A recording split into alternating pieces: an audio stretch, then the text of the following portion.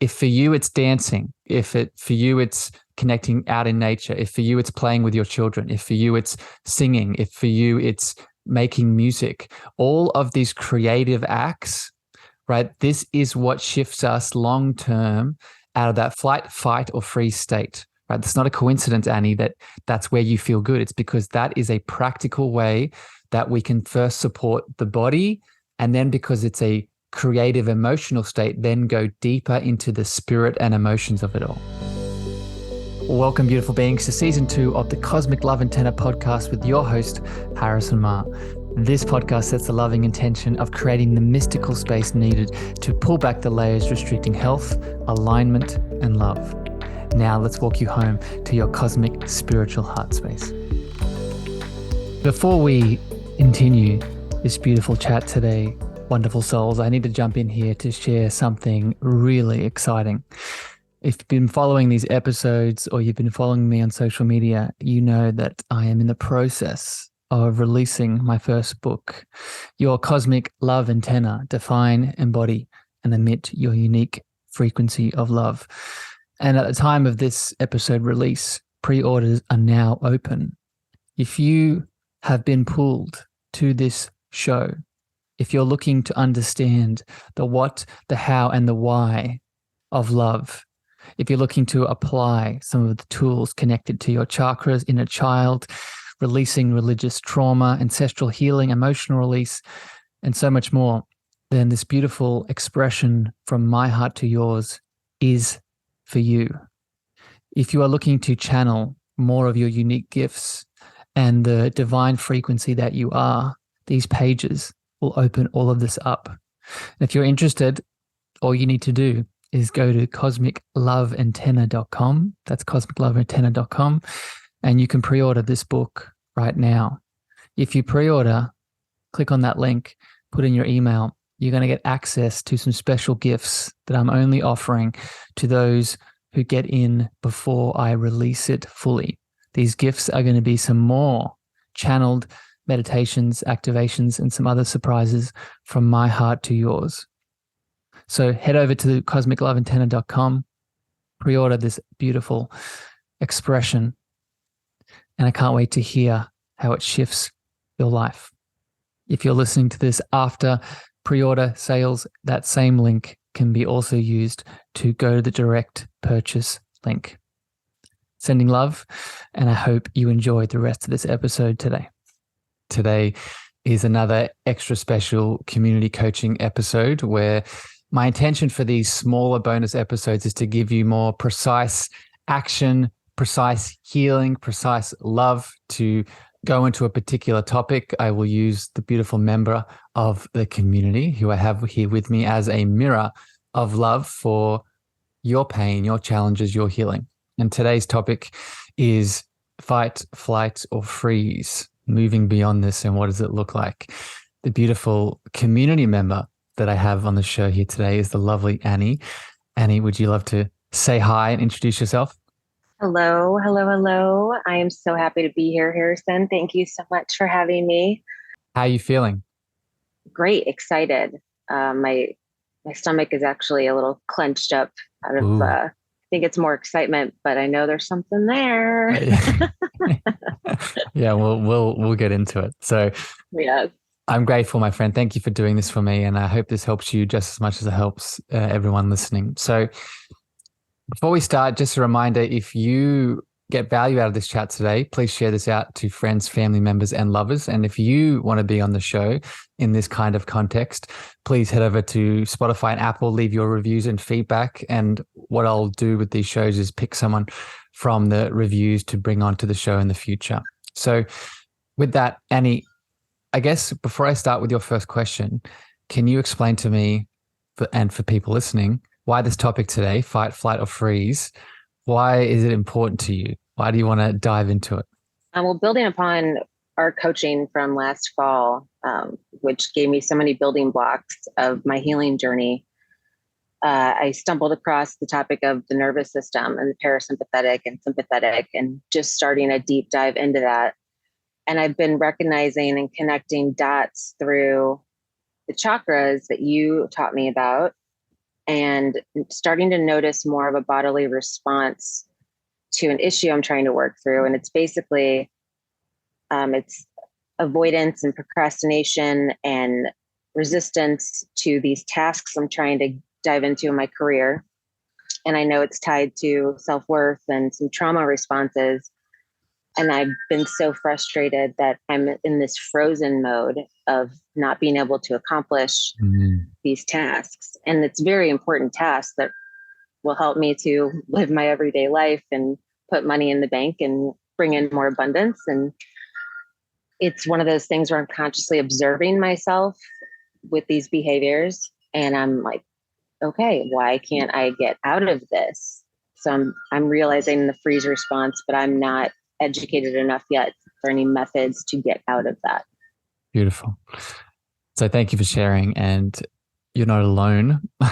This is why I'm really enjoying doing these episodes, because what you just outlined, while your journey is unique, the state that you are in is quite common in the world at the moment, right? We live in I don't need to point this out to everyone, but I will, right? We live in a world where there's a lot of events that are occurring without even talking about the food that we eat and the environmental stresses and all the chemicals and things like that.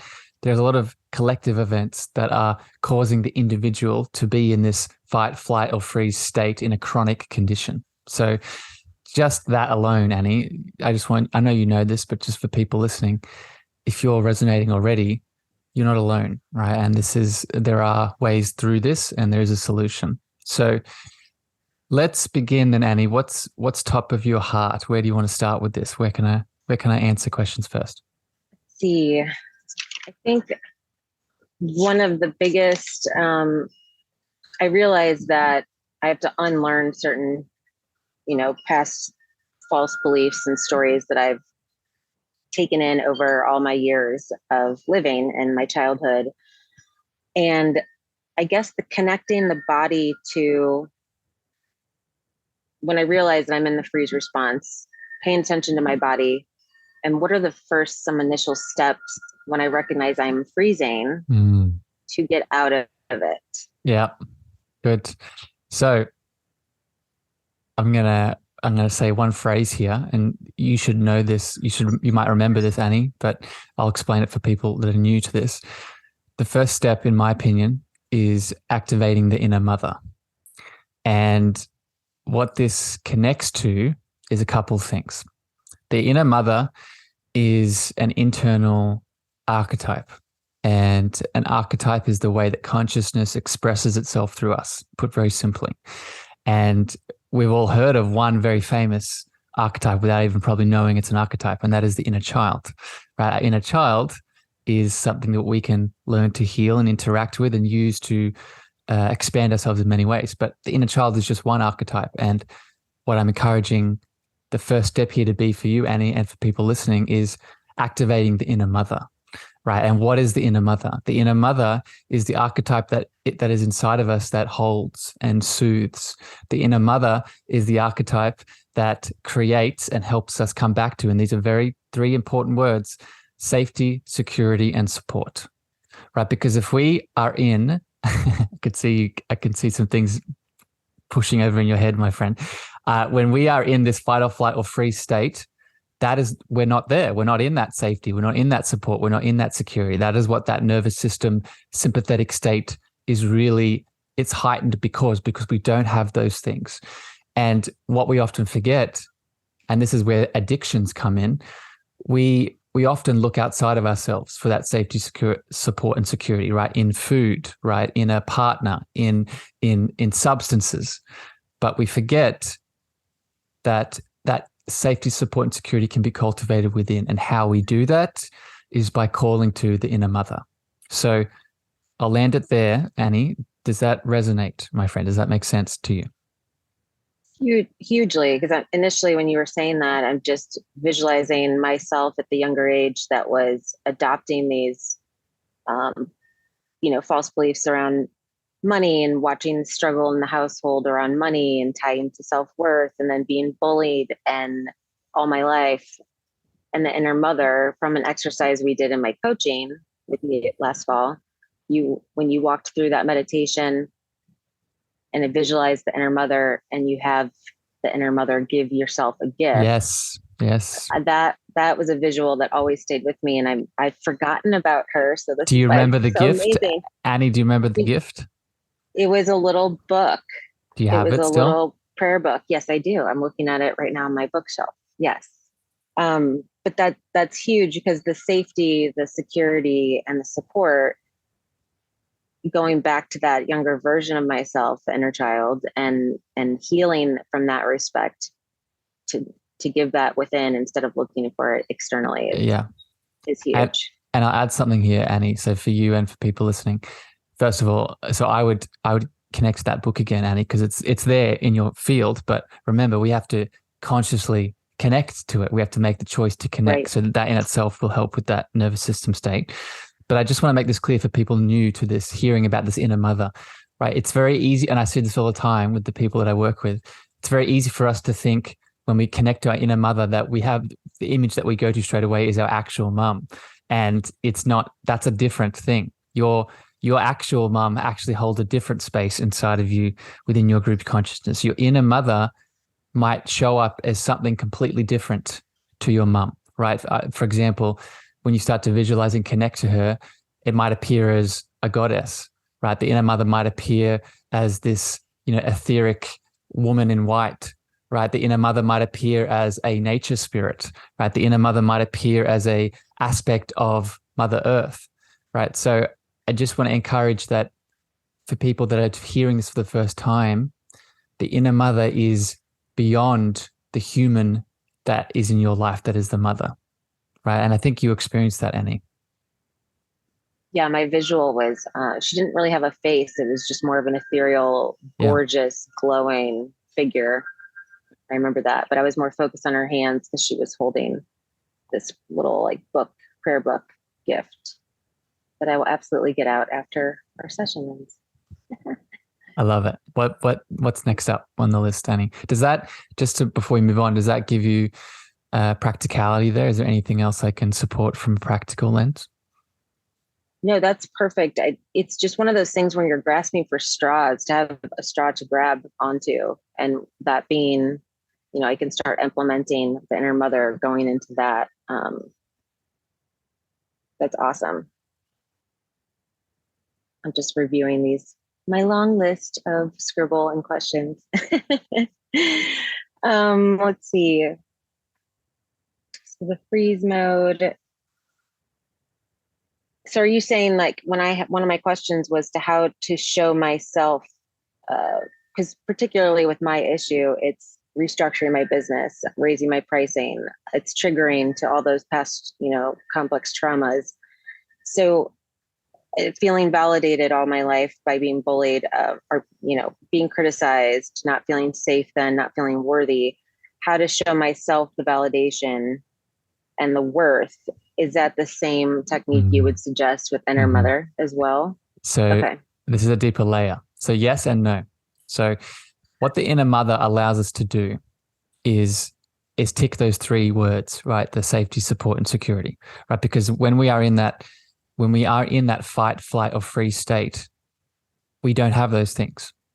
And if we don't have those things, we can't work out what the deeper layer that's causing interference is, right? So you just talked about money, you just talked about the limiting beliefs, you just talked about certain needs from the inner child. We're not going to even be able to get to what those things are if that fight or flight state, or that freeze state, as you've been experiencing, is active. So what the inner mother does is it provides the foundation to be able to see the thing that needs to be seen that's unconscious. So to say this another way, what will happen once we call to the inner mother and provide that safety, support, and security? Now and I'll use the chakra system here. Now we're moving up from the root into the sacral, right? And the sacral, for new people to this system, is our emotional, sensitive, sexual, sensual, creative center. And this is where, if we are having a money challenge, right, with your specific goals, my friend, or we're having challenges in our adult relationships, or we're having troubles with our creation energy, this is where the limiting beliefs and the challenges that's where they're going to be sitting. So just to connect these two together here, once that supports safety and security is there from the inner mother, we can then ask the question, what is needing to be seen? What is needing to be felt? What is needing to be brought from the unconscious to conscious awareness so I can see the thing and change it? Does that make sense, Annie? Absolutely. I think that's kind of where I'm stuck. Like I have so much awareness now to where these issues stem from, the main roots, what the causes are, which chakras they are each related to. And I think it's just the committing to actually having these new tools to pull myself out of freeze, and just starting to really implement them to start noticing the change. Because it's just a very frustrating position to be in when you have so much knowledge, just like you've given me. And well, let me address, Annie, let me address this, because this is what I'm picking up on. You don't have to use all the things, right? So this is where I see you getting into challenge, and I see a lot of people getting into challenge, including myself, is that we learn all these beautiful tools, right? And I call it the medicine bag, right? We have all these beautiful tools in our medicine bag. But just because the medicine bag is full of all the tools doesn't mean we need to use all the tools all the time, right? All we need to do is take one step, right? I was just sharing this with another client last night, right? And one of my favorite quotes from Rumi is, the way appears once we start to walk it. And that walk that we take is one step at a time.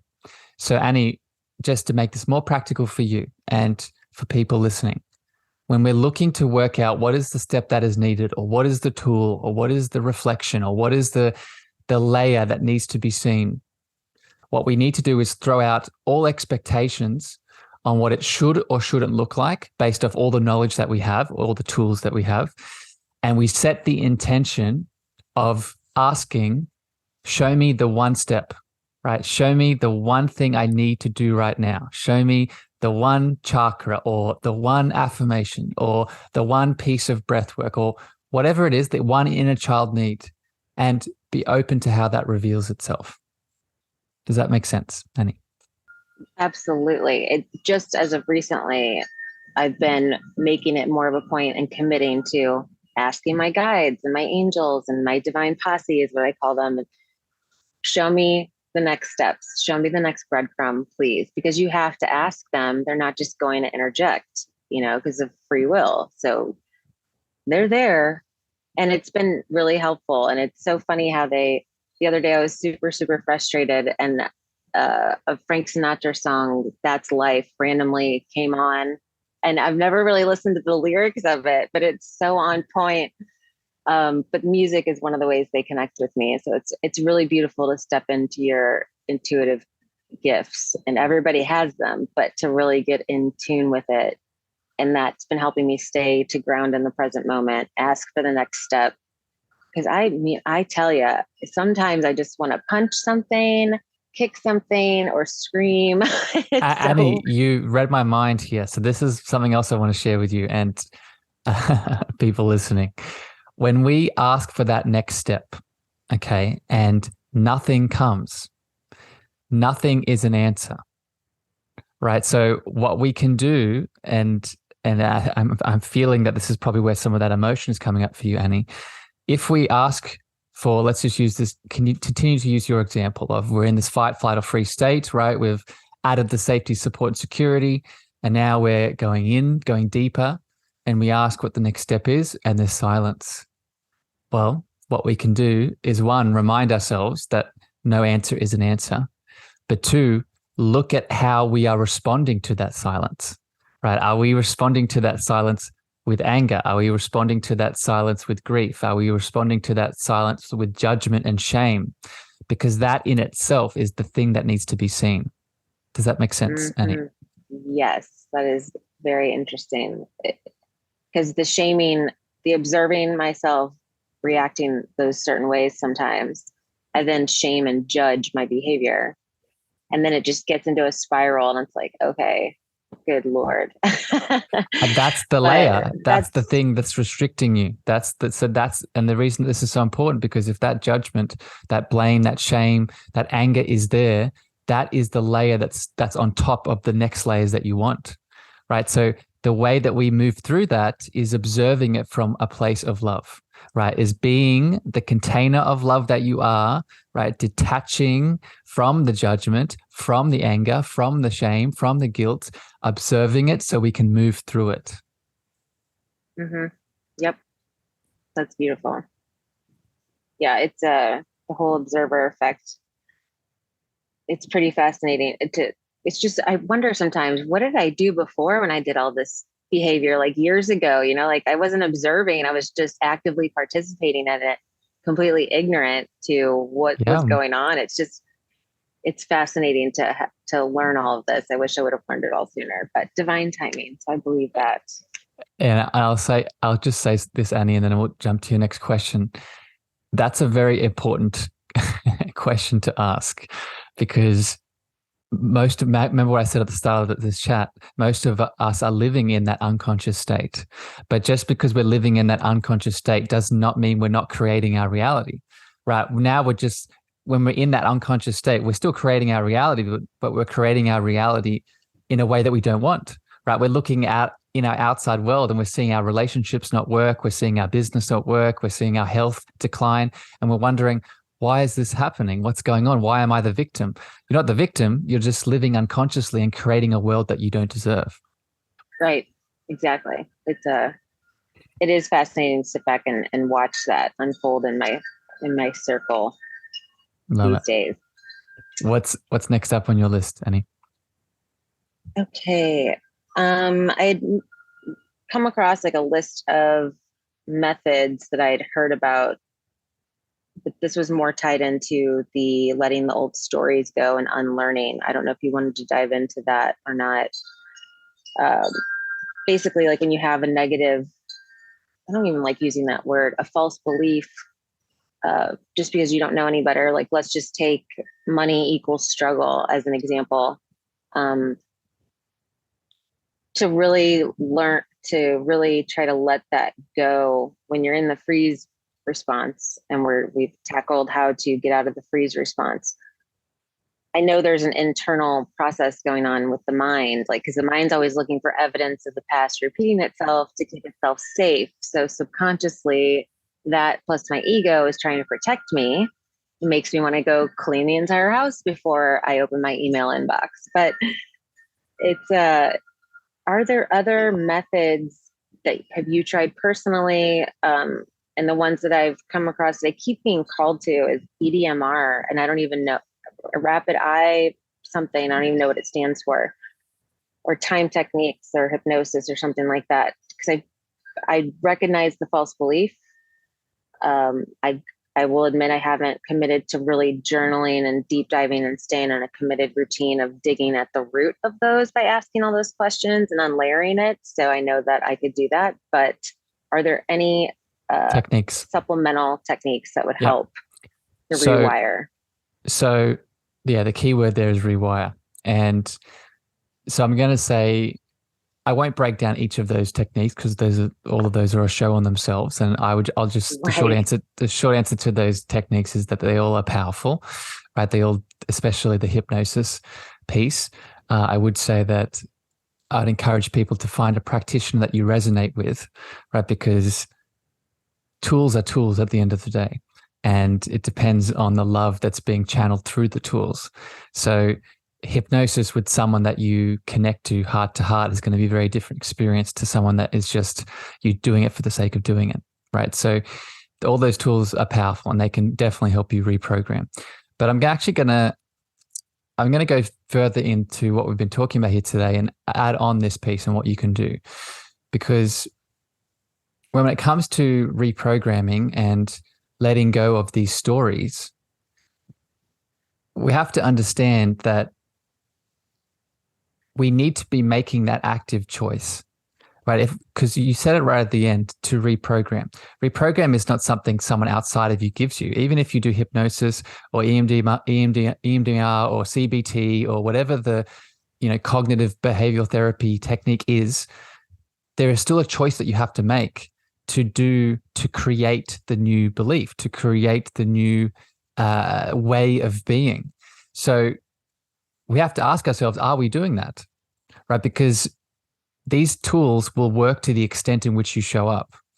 Right? So if we're not making these choices, right, and if you're not making the choice, so you're really good at bringing awareness to it now, but if you're not taking the action to create a new reality, right, then we'll keep falling down that snowy mountain path. Yeah, I think I just outed myself, realizing that I definitely have not implemented that portion, which I know would help, because writing is such a huge release for me anyway. So yeah, and confirms it. That's the piece, Annie, right? That's most of us. Again, this goes back to creating our reality. So if these stories are playing in the background, we feel unworthy. And if we feel unworthy, of course we don't create the new story, because why would we if we're in that state of unworthiness? So for you, Annie, I'm going to suggest this, and this is for everyone. We have to cultivate that abundance energy, that divinity energy, that worthiness energy before we start creating the stories, the new stories that we want, right? Because that's where the motivation comes from. We start to feel what we are. So once we start to feel what we are, that we then create the new stories and beliefs that support that feeling.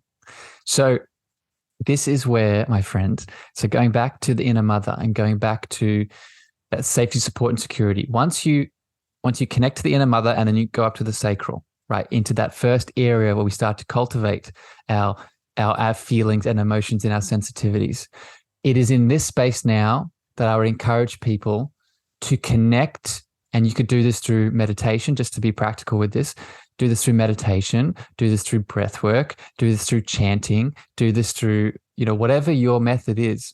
But you want to connect to the big self that you are, right? And I'll explain what I mean by this, right? You talked about the ego, Annie, right? Because you're so educated and attuned to this. If we're in the ego, we're not in the big self, okay? So through these practices, we connect to the big self, which in my terminology is that container of love, right? The cosmic love antenna. And then once we are in that state, then we create the new story. Then we create the new belief that we want to live, right? So what we're doing, just to land with this, Annie, from this state, this is what helps us make those new neural pathways that we can revert to, rather than sink back into the deep one that is limiting us. Does that make sense? Absolutely, Annie? That's so huge. And I have goosebumps because, of course, like always talking to you, but it's when you're trying to force yourself out of that unworthy state, and you're forcing because you're judging and shaming and expecting all these, you should be doing this, and shoulding yourself and all that stuff, to whatever you just said about getting into that space first before rewriting the new story. That just made a lot click for me. Yeah. Because, and it seems so obvious after you say it, but it's because it's true, not. Annie. It's in you, yeah. Annie. It's because it's in you, right? The reason that you get good goosebumps, right? The reason that, and I receive the love, and I know that I'm awesome and special and all the things, but it's also it's also because the truth is in you, right? I'm hearing the people as you're listening to this podcast. You're like, but Harrison, I don't know what that worthiness feels like. I don't know what that abundance feels like. I don't know what that pure potential energy feels like. And the thing that I say to that is, that's the ego speaking. That's the small self speaking, right? The worthiness, the abundance, the divinity, the power, the potential, no one is ever giving that to you. You're never gaining it. It is always a remembering of the thing that's there to begin with, right? You are born worthy. You are born divine. You are born powerful. So if we can just hone into that truth, even without seeing the proof of it yet, right? Just acknowledging that, then we can learn to cultivate that space to then export the fulfillment, export the love, export the power into our external world? You know, it's amazing. You had me, I think, at the beginning of our coaching, hold on to a memory or pull out a memory that has all that energy that you just mentioned. And mine was when I published a book or self-published a book. Now it's more so I look at a photograph of a trip I took that was just mind-blowing, and I can feel that energy again. But when I'm in that funk, my go-to typically is just dancing, like blaring the music, dancing in front of the mirror, playing with my dog or whatnot. And it feels so silly, but at the time, sometimes because of the ego, but you do it and it gets you back to that space, that sacral. Like the sacral is my favorite. It's where, because I'm a creative, and it's where all my great, amazing ideas come from and whatnot. But to get back into that. Well, Annie, just pause there for a second, rewriting. and then we'll go to your next question. Just because I just want to pull this dot together for people listening. That this is how we start to shift long-term out of the fight, flight, or freeze state, right? Just to bring this back fully to what we're talking about here today. If for you it's dancing, for you it's connecting out in nature, if for you it's playing with your children, if for you it's singing, if for you it's making music, all of these creative acts, right? This is what shifts us long-term out of that flight, fight, or freeze state. Right? It's not a coincidence, Annie, that's where you feel good. It's because that is a practical way that we can first support the body, and then because it's a creative emotional state, then go deeper into the spirit and emotions of it all. Right. Make sense? Right. Because yeah, exactly. And honestly, I keep forgetting to connect that the subconscious mind and the ego aren't necessarily reacting to that specific situation. They're reacting to an emotion that I have attached to those past, yes, beliefs and stories. So to transmute that emotion and whatever's going to calm that is definitely going to help too. That just popped up to say, yeah. What's next up on your list, Annie? Good grief. I love this stuff so much. Okay. I think that was the majority of my main questions.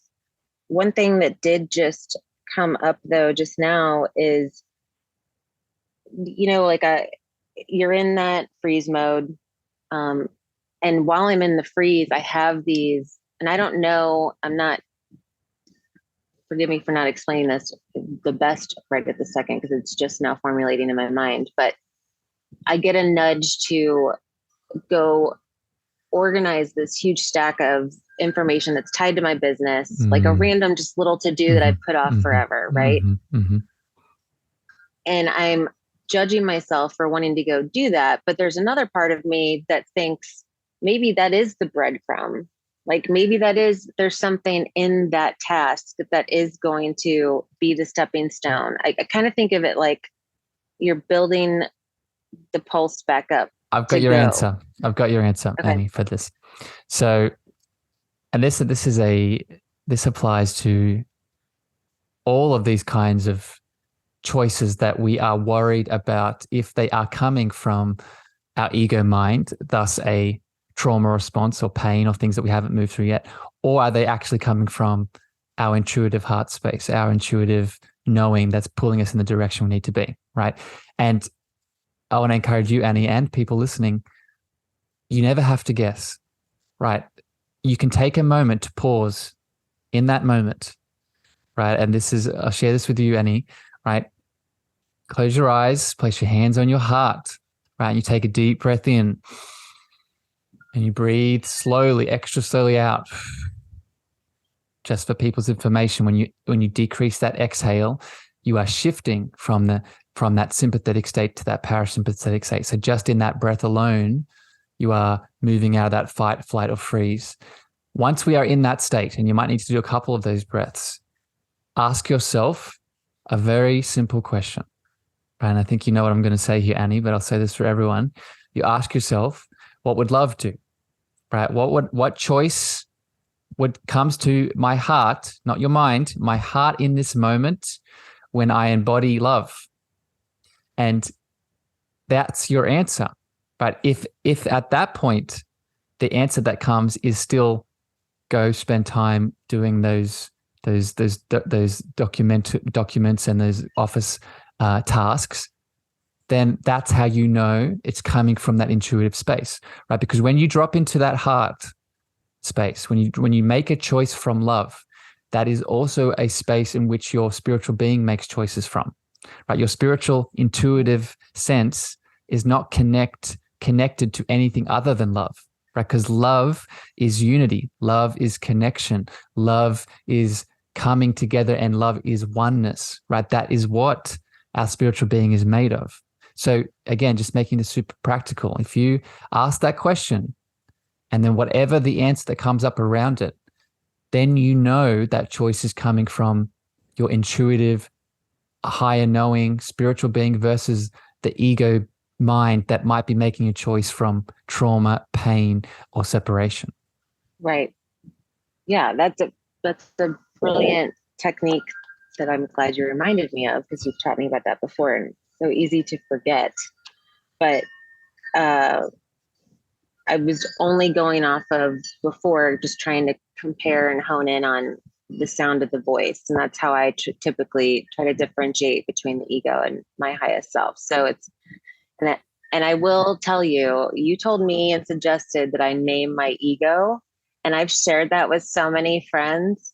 Her name's Elizabeth, but I've shared that with so many friends that are new to this whole journey. And just that little breadcrumb for them has been so life-changing. They've all reported back. I'm like, that's my coach. Yeah. My and coach, and Annie, I'm so happy you brought this up. So this is just for people that are new to this technique. What Annie's talking about is it's so easy for us. So in that whole process that we just talked about then with the love piece, we can maybe understand that, but then maybe sometimes we fall into the trap of, once we're in that love, we then blame and shame the ego for making a different choice. And we don't want to do that, right? We don't want to blame, shame, and kill the ego, because that ego is a part of us. The ego is the self-expression that is the human that we are. So when we name the ego, like Annie's talking about, two things happen. One, we're able to see when it's active, so we can make a choice to do something different. And we can talk to and approach the ego from a space of love, right? And see it. Okay, I see you. I see you, Elizabeth. I see the choices that you're making. I love you, but I'm going to go this direction today, right? It's such a huge shift. And I just feel called to ask you to mention to the listeners, in case, because the title of this is going to be around fight, flight, freeze. And maybe the listeners don't have any idea about the ego voice itself, but you explain how it sounds compared to your highest self voice? Well, simply, it's usually one of separation, right? It's the opposite of love, right? It's usually one of fear, right? It's usually one of worry and concern. And it's more of and maybe you can speak to how you've experienced this, Annie, but it's usually one of contraction, right? One of, I feel a little bit small here. Or, I'll give an example from my life last night, how I know when my ego is speaking, it's usually from a place of, we shouldn't do that, or we're not enough, or I'm going to be hurt again, or if I do that thing, then I'm going to be alone, or, a lot of these, which are mostly stories and programs, mostly from our childhood. So how does it feel for you, Annie? Explain it. Is it similar to that, or are there some nuances? It's definitely similar to that, but the main word I use to describe it is just completely frantic, haywire, out of control, psychotic. I mean, she is just loud. She's loud and she gets fired up. And when she gets fired up, it's a lot. And I'm just so grateful to know this technique and to be able to recognize the difference, because otherwise I'm sure so many people walking around hearing that version of the voice in their mind and not understanding what it is. And I just feel and empathize for them, because there was a point I didn't know, and just knowing now is such a game changer. And Annie, going back to the reason that you're here today with the fight, flight, or freeze, of course, if you're in her, if she is in control in that frantic state that you just talked about, of course you're going to be in one of those states, right? She runs all of those. Yes, yeah, right. So this is where that key word of awareness comes in, right? Awareness of, okay, is Elizabeth guiding the ship right now? And if she is, this is why I'm in that hypersympathetic state. This is why I'm either frozen or I'm in that fight or flight, because she's just been chronically activated for the last 24 hours. So this is where the last 10 years. Yeah. Well, yeah. Honestly. But for most people, that's the reality, right? So this is where, going back to what we said at the start, right, we bring the inner mother in, right, to initially calm Elizabeth down, right? Calm that ego mind down to say, it's okay, we're all good right now.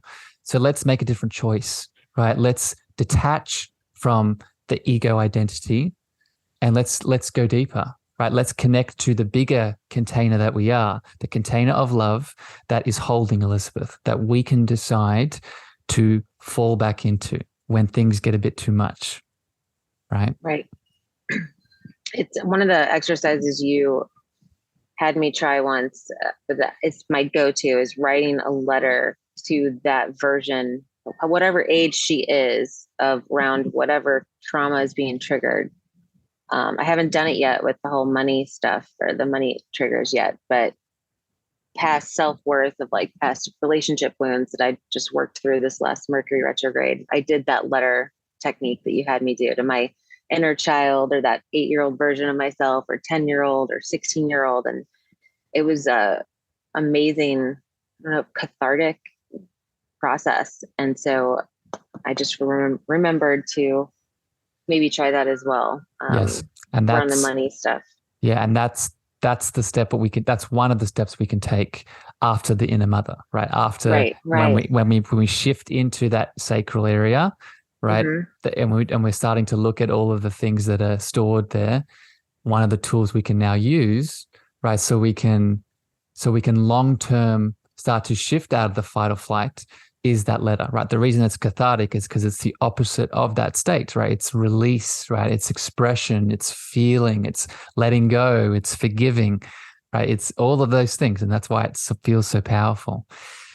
Annie, I love you very much. Thank you for spending time with me today. I hope this has helped you. I hope this has given some little tips and some guidance and some pieces here for all of you beautiful souls listening here today. I just want to encourage you to take action, right? Use Annie's beautiful example and her heart and what she's expressed today. Take these tools, take these things that we've talked about and put them into action, right? Put them into inspired action and let us know how they go. Annie, any final words you want to express here before we finish? Just thank you for being you and sharing. I'm so excited you have this podcast, by the way. You started it right when our coaching commenced or ended, and just the sound of your voice alone is so soothing and healing to Elizabeth, especially. So your podcast is one of my go-to tools. Just throw you on, have you on in the background, whether I can comprehend what I'm listening to at that moment or not. The sound it's awesome. So just thank you for having me and being a sounding board always and holding space. And you're welcome, my friend. Happy to be here. You're welcome. Awesome. I love you very much. All right, beautiful souls. We wish you love today. If you want to be on these episodes, you want to come on the show, please share these episodes out with your friends, your lovers, your family. Leave your reviews on Apple and Spotify. This helps us expand our light. But until next episode, we send you love. We send you deep frequencies of healing, and we'll see you very soon. Bye, everyone. Before I leave you today, beautiful beings, I'm so excited to share a special announcement just with you. On the 20th to the 23rd of April, 2023, I and a fellow guest of the show, the beautiful Ali Pause, will be hosting live in Tulum, Mexico, the Cosmic Heart Tour. If you listen to this podcast week to week and you resonate with my frequency, with my voice, with my love in any of the topics I share with you, then most likely it is time for us to connect and heal in person. So I invite you to join us in Mexico.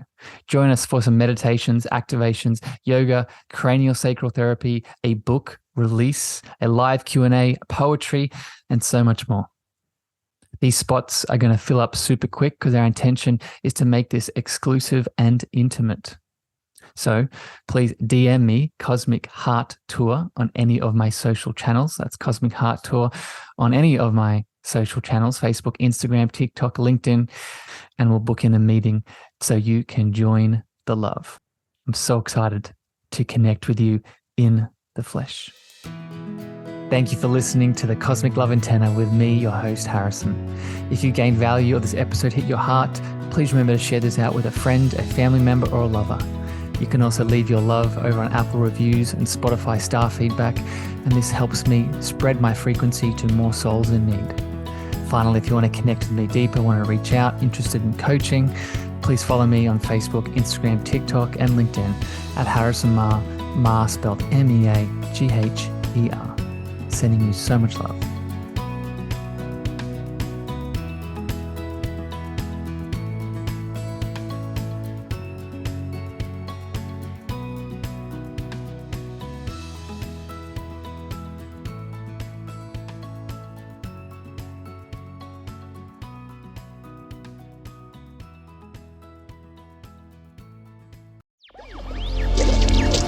Electricast.